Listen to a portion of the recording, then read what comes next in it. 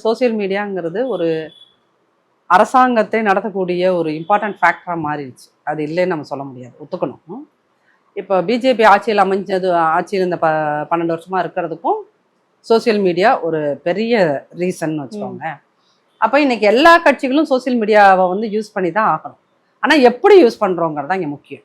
இவங்க இதே திமுக ஒரு போன முறை அவர் கடைசியாக இது ஏதோ ஒரு ஃபாரின் கண்ட்ரிக்கு போய் விசிட் போயிருந்தார்ல, உலக முதலீட்டு எல்லாம் நான் ஈர்க்க போறேன்னு சொல்லி போயிருந்தார். ஜெர்மனா எங்க லண்டன் எங்கெல்லாம் போயிருந்தார். அப்போ என்ன பண்ணாங்கன்னா, வட இந்தியாவில் இருக்கிற இந்த ட்விட்டர் இன்ஃப்ளூயன்சஸ் இருப்பாங்கல்ல, அவங்கள்ட்ட போய் கெஞ்சுறாங்க. ஐயோ எங்கால அங்கே ஊருக்கு போயிருக்காரு, ஃபாரின் போயிருக்காரு, அது மிகப்பெரிய ஒரு பலனை கொடுக்கும்னு சொல்லிட்டு நீ ட்விட்டு போடும், உனக்கு இவ்வளோ காசு அனுப்புகிறேன், உடனே ஜிபே பண்ணுறேன்னா அதெல்லாம் உடனே வந்தது. அப்போ இவங்க என்ன அப்படின்னீங்கன்னா, இவங்களும் சோசியல் மீடியாவில் இன்ஃப்ளூயன்ஸ் பண்ண பார்த்தாங்க. சரிங்களா? ஏன்னா இவங்க வந்து திமுகங்கிற ஒரு கட்சி அது எப்பயுமே நாடகத்தால வந்த கட்சி. அப்போ அந்த நாடகங்கிறது ஒரு காலத்துல ரியலா இருந்தது. இன்னைக்கு இவங்க பண்றது எல்லாமே ஃப்ராடு நாடகம்.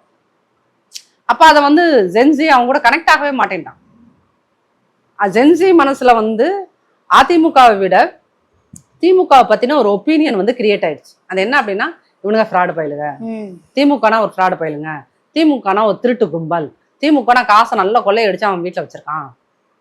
அப்ப அதுக்கு ஏத்த மாதிரியே தான் இவங்களும் இருந்தாங்க. அப்புறம் திமுக வந்து அவங்க குடும்பத்துல இருக்கிறவனை தவிர்த்து வேற யாரும் அரசியலுக்கு அந்த பதவிக்கு வரவே முடியாது.